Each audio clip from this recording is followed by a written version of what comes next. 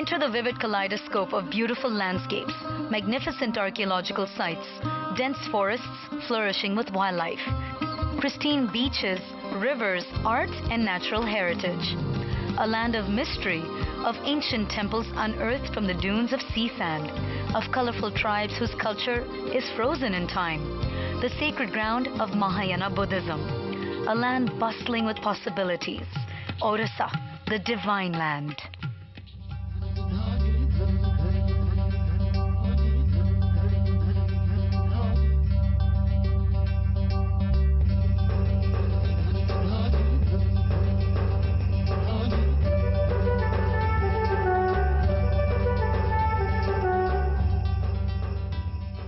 Hi, I'm Kim Jagtiani and I am here in Orissa.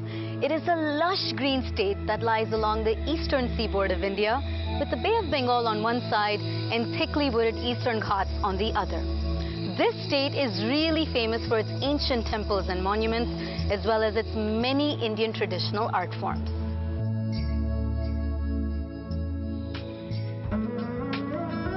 I'm here in Orissa for the next couple of weeks to explore this diverse and vibrant state. During this time, I plan to travel extensively and see as many places as possible. And today, I'm starting my journey from Konark, which is one of the most famous destinations here.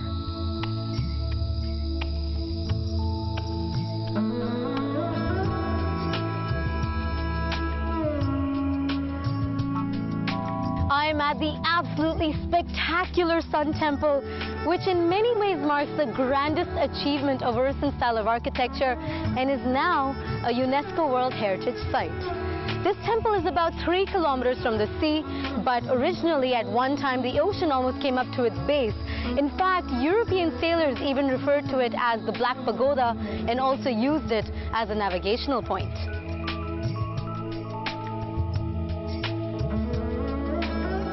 Konark is named after its presiding deity, Kona meaning corner and Arka meaning sun, Konark meaning sun's corner.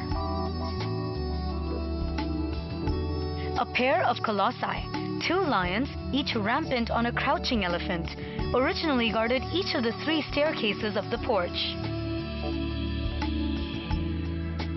This pillared hall on a high platform is a detached structure that is generally believed to be a festive hall.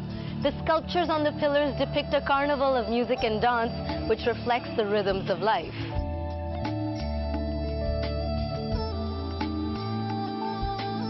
A modern flight of steps leads up to the sanctum. However, parts of the roof had caved in a long time ago. Inside, the pedestal is said to have been found empty while cleaning the debris. It is said that the deity has been moved to the Jagannath temple because the structure is now extremely weak and has been filled with sand and sealed on all sides to prevent further damage and collapse. The Konark temple was conceived as a huge and colossal chariot drawn by 7 galloping horses. The horses were made in such a way that Surya, the sun god himself, drove this chariot, with his place being inside the sanctum.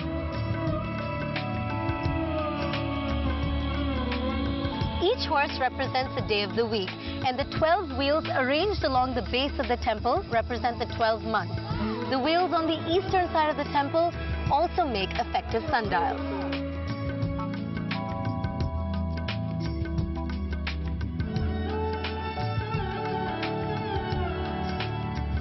There are many amorous couple themes carved on these temple walls. It was believed that the male absorbs virtue and youth from the female. We can also see several sexo-yogic postures sculpted here. Konark is a sensory carnival. It has an interesting mix of the exotic and the erotic. It's a monument of overwhelming grandeur and a place that one must visit at least once in this lifetime.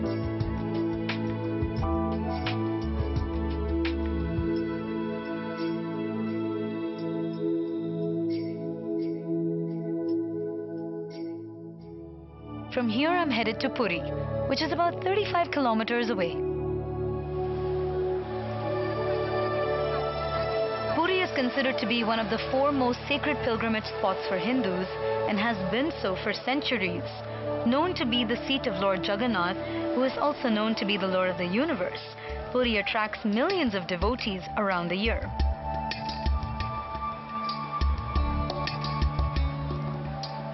This is Puri Beach. Thousands of pilgrims come here to take a dip in its waters, which are said to be holy and blessed.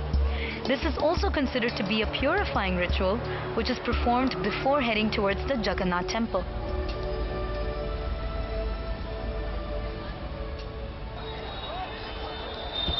Jagannath Temple is the largest temple in the state, covering an area of over 10 acres. Within the compound is like a universe in itself. There are over 6,000 temple servitors, and the temple kitchen is one of the biggest in the world, serving over 10,000 people daily.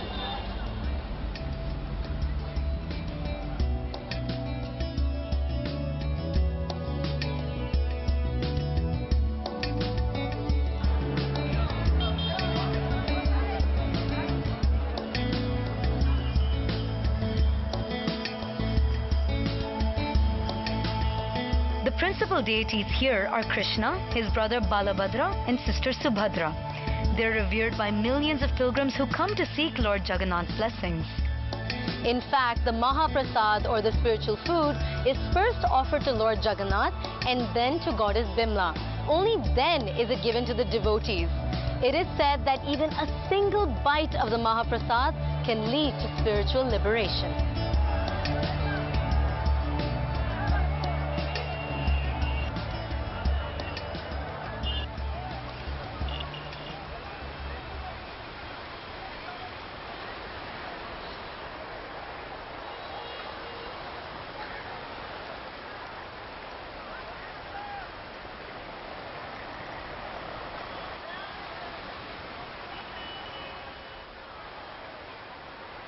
It's a beautiful evening on Puri Beach. A lot of families out here enjoying the sunset, taking camel rides, horse rides, playing with their children. There are fishermen coming in with their catch of the day.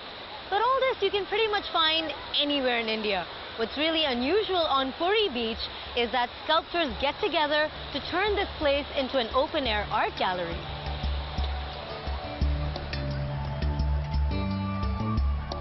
Sand art has been synonymous to Puri for centuries, and many believe that it actually originated from here. Unlike many ancient traditions, this one has not only survived, but is also flourishing.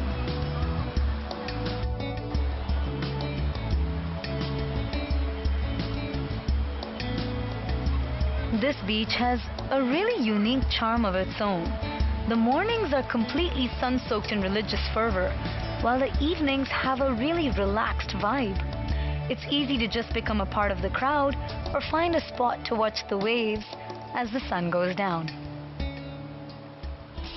Coming up is Raghurajpur, a lovely artisan's village, and a visit to one of Orissa's most beautiful beaches in Gopalpur. The countryside in Orissa is gorgeous, and driving from one place to another is what makes this journey even more pleasurable.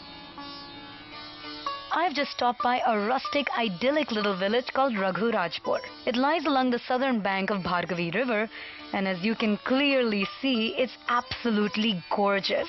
There are fruit groves everywhere, it's green, it's lush. But the actual reason I'm here is because of what this village is famous for. It's handicrafts. Some of the finest pieces of art are found right here in this humble little village. Raghurajpur's Patta Chitra is an age-old tradition that is still practiced by the Chitrakars and their womenfolk. The word Patta means painting on cloth, and Chitra means painting or picture. So Patta Chitra literally means a painting on cloth.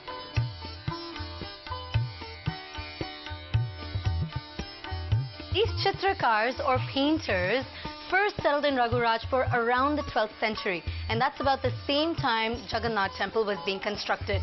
In fact, there's a close link between the temple and the Chitrakars because they actually helped the ritualistic activities of Lord Jagannath, especially during the Rath Yatra.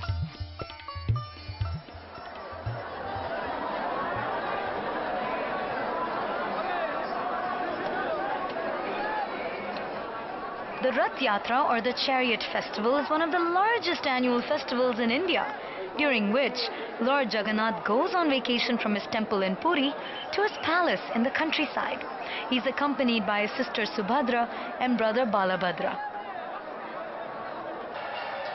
The journey is taken in grand-sized chariots that are embellished with intricate artwork, most of which is done by artists from Raghurajpur.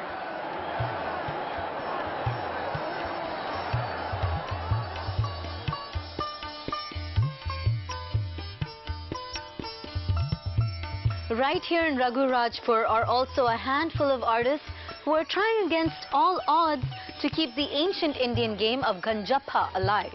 Ganjappa, or the game of cards, was once a pastime of the royalty and was ranked higher than chess and dice. Researchers believe that Ganjappa was brought to India by the Mughals, and ever since, many different variations have been developed.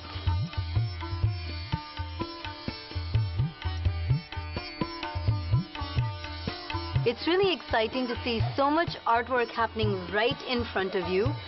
I can't take any of this for granted ever again. Look at how much work and time and effort that goes into the littlest thing. This painter has a really steady hand, and he's painting idols of Lord Jagannath, his sister Subhadra, and his brother Balabhadra.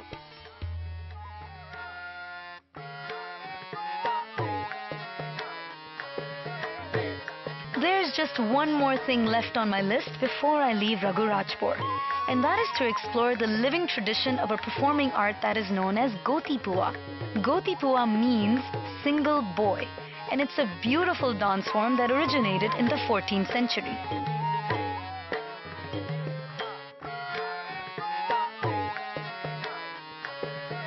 It's here in Raghurajpur that one can find some of the best Gotipua Gurukuls. Young boys from neighboring villages are sent to the Gurukul to seek training directly from the Guru. The boys need to be at least 4 years old and go through rigorous training for several years before they can become a Gotipua dancer.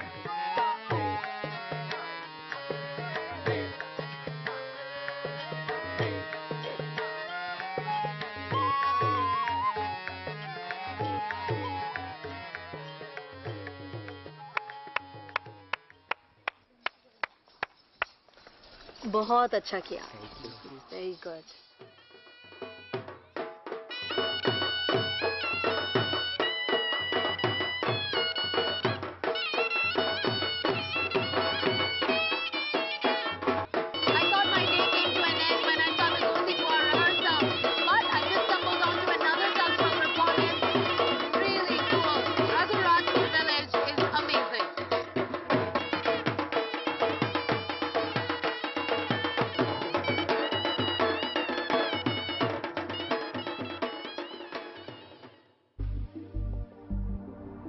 I'm now on my way to the eastern coast of Orissa, which is famous for its beautiful beaches. This is a lovely laid-back seaport town called Gopalpur on sea. It was once a buzzing and prominent trading port of the East India Company, but once the British left, Gopalpur reverted to being a calm and relaxed place with a distinct charm of its own.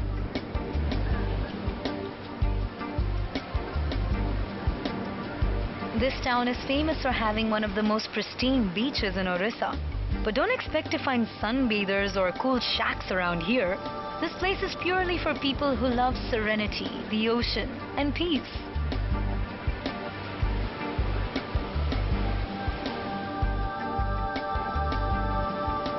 One of the most prominent landmarks in Gopalpur is the lighthouse. It's 42 meters high and was built in 1871 for assisting coastal shipping between Rangoon and the Coromandel coast. After all of these years, the lighthouse still functions properly. In fact, it's also become a sort of a major tourist attraction here.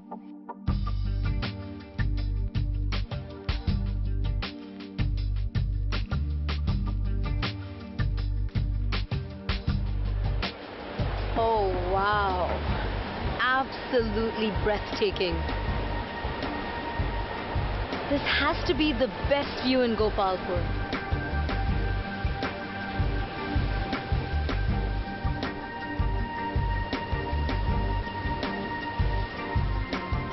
From From here, we can get a 360-degree view of Gopalpur and can see a small portion of Chilika Lake. The sea, although, looks too tempting to resist.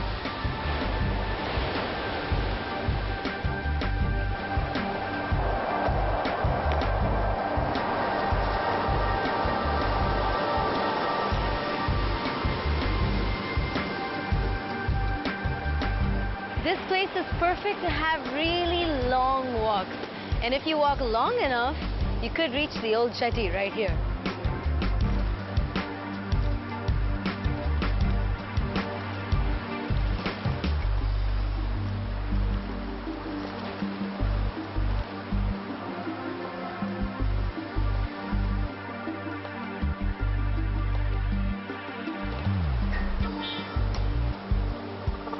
Although this beautiful port is in ruins, it was from here that ships set sail to Indonesia and Rangoon for trade hundreds of years ago.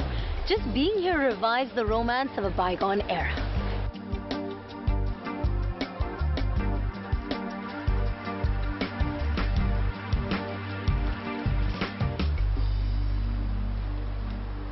Stay tuned. I'm going to visit the ancient temples in Bhubaneswar, and then I'm off to the stunning Chilika Lake.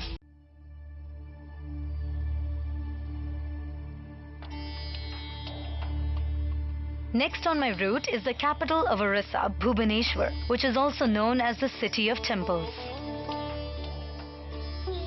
Bhubaneswar literally means the abode of God. Bhuvan meaning palace, and Ishwar meaning God. This city still preserves over 500 of India's finest temples, which showcase centuries of temple architecture. Although I can't possibly visit each and every temple here, I do plan to begin with some of the most significant and famous ones, like the Mukteshwar temple.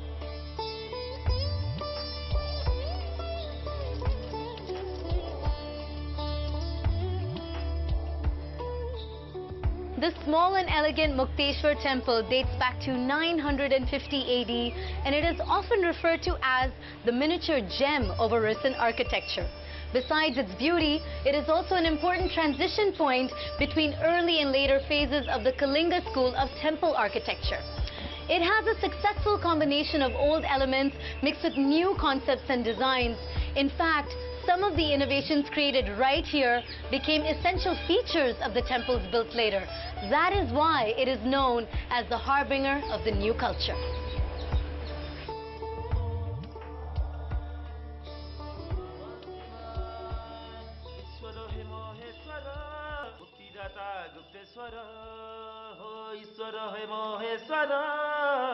Muktidata Gupteswara Asiti Aji Mandire Dukha Nivarina Saere Om Namah Shivaya Om Namah Shivaya.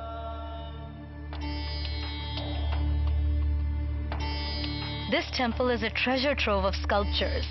There are so many depictions of ascetics. Most of them are shown either teaching or in meditative poses. Also, around the windows of the Jagmohan is the Panchtantra, which are ancient Indian children's stories. There are niches containing Buddhist, Jain and Hindu images, which shows a wonderful synthesis of religious life in Orissa.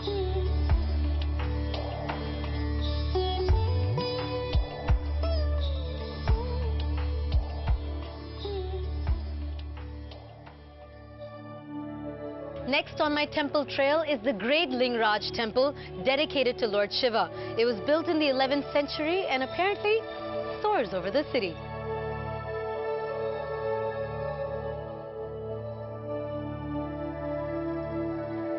Wow. Incredible. Now I can see why the Lingraj represents Orissan architecture at its most mature stage. It's huge.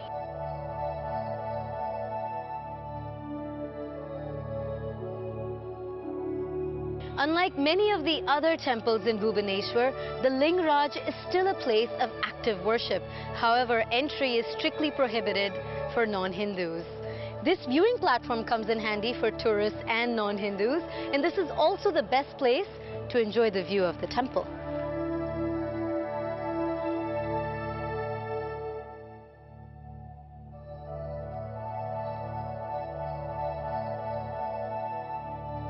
By the time the Lingraj temple was constructed, a cult called Purushottam had become predominant throughout Orissa. Evidence of this lies in the fact that the temple deity here is not strictly a Shivling, but a Hariharaling, which means half Shiva, half Vishnu. This is a great example of the syncretic nature of Orissan religion. I really wish cameras were allowed in here. I would love to capture this and take it home.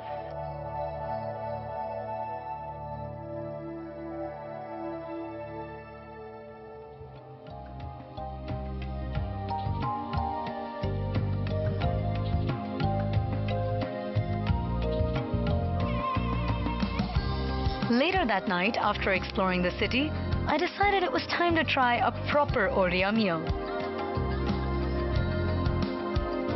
I'd heard a lot about the traditional cuisine at the Mayfair Lagoon and dropped by to grab a bite.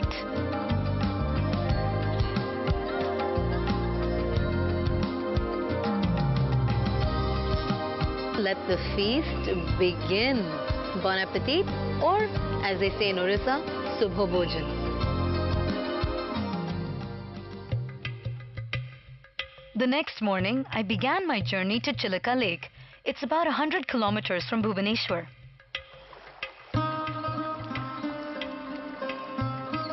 I've just arrived in Chilika, and now that I'm actually here, I can understand what everyone meant when they said, this lagoon is absolutely massive. And it is. In fact, it's Asia's largest brackish water lagoon, covering an area of over 1,100 square kilometers.